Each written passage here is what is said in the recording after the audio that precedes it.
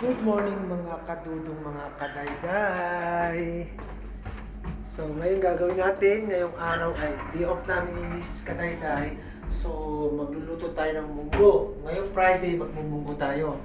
Dadaan tayo sa bilihan ng mga gulay sa Day Fresh. Ang bibili natin yung ampalaya na maliliit at yung mga talong na maliliit. Kasi meron naman akong manok doon na binabad ko sa tubig dahil frozen yung manok na yun at aaluan natin ng konting chicharon. Yung chicharon na yung galing sa Pilipinas. Dala ng kasamaan ko sa trabaho. Alam niyo na kung ano yun. So tara, samahan niyo ako. Punta tayo dito sa Day Fresh. Bibili tayo ng ampalaya at ng